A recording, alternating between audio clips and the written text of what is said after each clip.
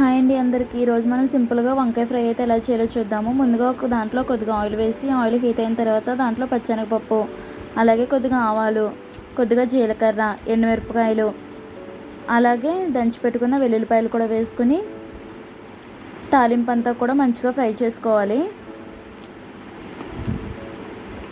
ఈ విధంగా మంచిగా ఫ్రై అయిన తర్వాత దాంట్లో కొద్దిగా కరివేపాకు కూడా వేసుకోవాలి. కరివేపాకు కూడా వేసుకుని ఒకసారి బాగా కలుపుకున్న తర్వాత దాంట్లోనే ముందుగా కట్ చేసి పెట్టుకున్న ఉల్లిపాయలు, పచ్చిమిరపకాయలు కూడా వేసుకుని వాటన్నిటిని బాగా కలుపుకున్న తర్వాత ముందుగా కట్ చేసుకున్న వంకాయలను కూడా వేసి అదంతా కూడా ఒకసారి మంచిగా కలుపుకోవాలి. దాంట్లోనే కొద్దిగా సాల్ట్ కూడా యాడ్ చేసి మూత పెట్టి ఒక 5 నిమిషాలు ఉడికించుకోవాలి. 5 నిమిషాల తర్వాత మళ్ళీ మూత తీసి కొంచెం సేపు మళ్ళీ ఒకసారి కలుపుకోవాలి.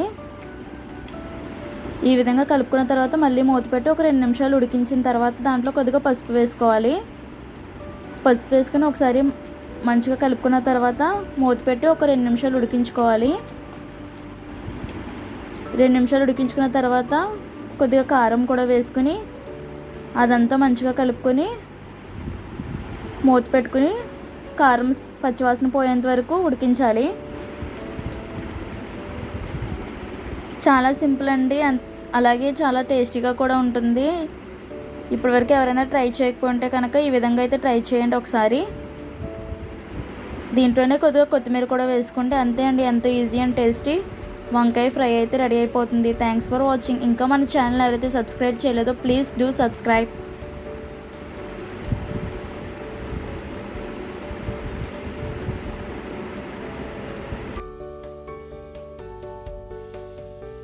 మన ఛానల్ కు సబ్స్క్రైబ్ చేయండి ఫ్రెండ్స్.